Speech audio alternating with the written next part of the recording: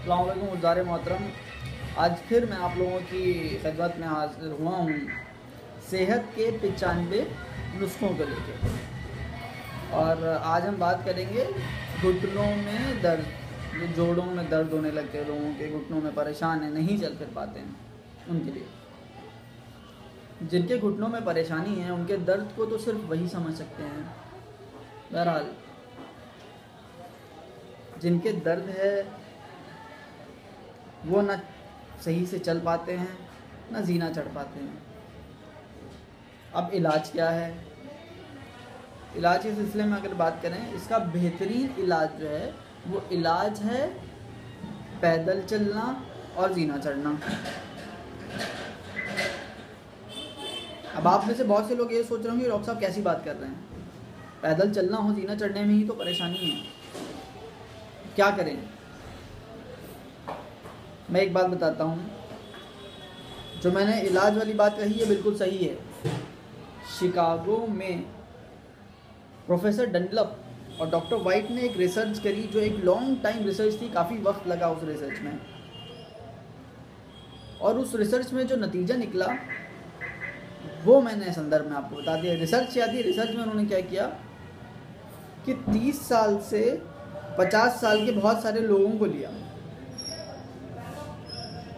उन लोगों के पैरों में पेडोमीटर बांधा और ये नापा कि हर दिन में से इंसान जो आगे जाके प्रोन है ऑस्टियोआर्थराइटिस नहीं होने के, यानी कि घुटनों के ऑस्टियोआर्थराइटिस जिनको हो सकता है आगे जाके, ऐसे लोगों में ये लोग कितने कदम चलते हैं रोज़, उनका लेके एक रिकॉर्ड बनाया गया।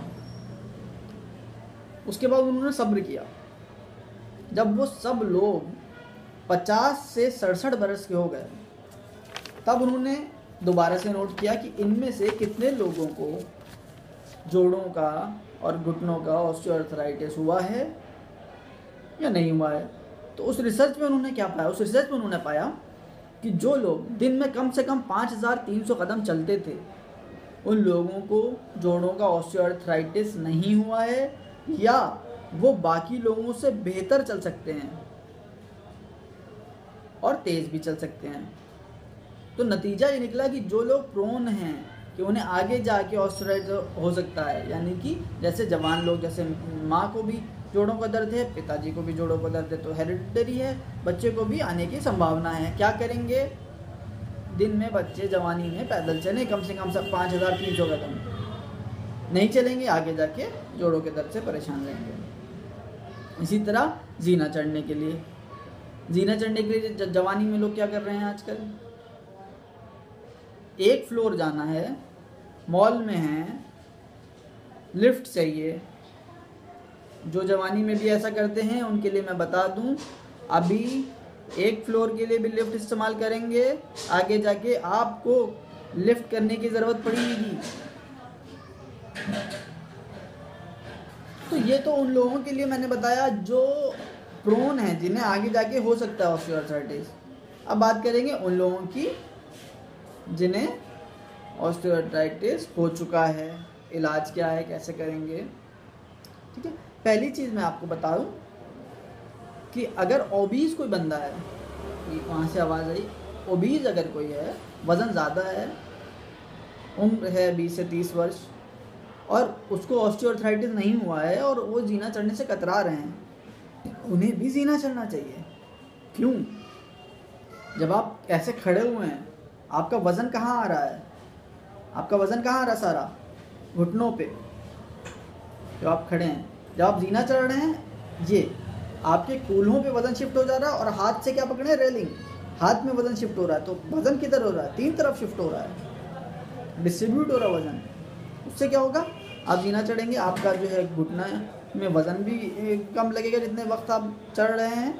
दूसरा चीज़ कि वज़न डिस्ट्रीब्यूट हो रहा है और आपका जो घुटना है उसकी मसल्स जो है साइड की, वो सब मजबूत होंगी। जिनको हो चुका है उनके लिए बता दूँ, 4 तरीक़े के नी के ऑस्टियोआर्थराइटिस होते हैं, ठीक है, जिसमें से जो मुख्य 2 तरीक़े हैं उनको मैं आपको अभी बयान करूँगा, उनके इलाज भी बताऊँगा।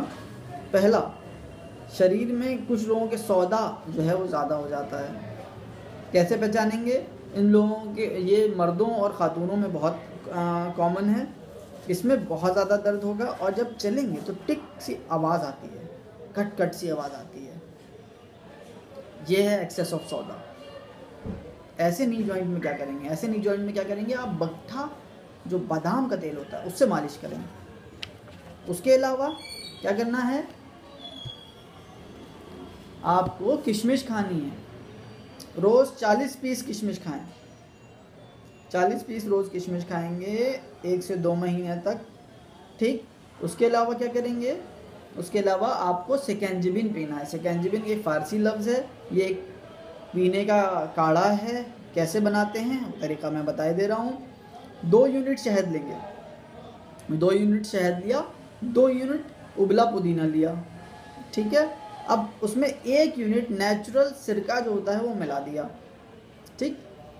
ये सिकंजीबिन बन गया। कैसे लेना है? सिकंजीबिन का 1/3 पार्ट सिकंजीबिन अगर लेंगे तो 2/3 पानी मिलाना है।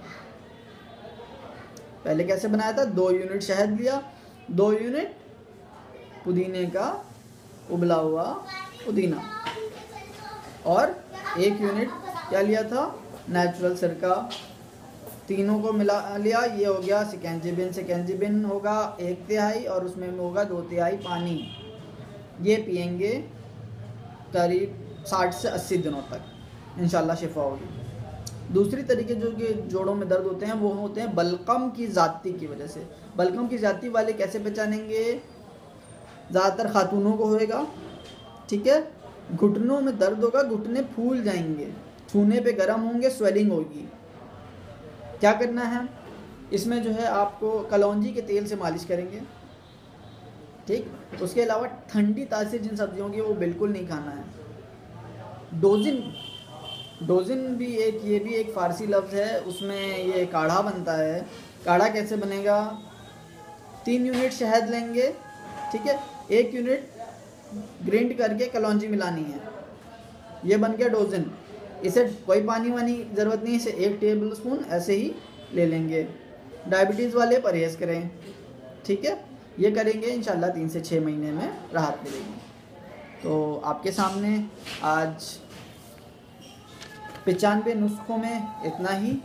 मैं हूँ डॉक्टर अब्बास काजिम, और जानने के लिए आगे हमसे जुड़े रहें, हमारे चैनल को सब्सक्राइब करें, लाइक करें। शुक्रिया।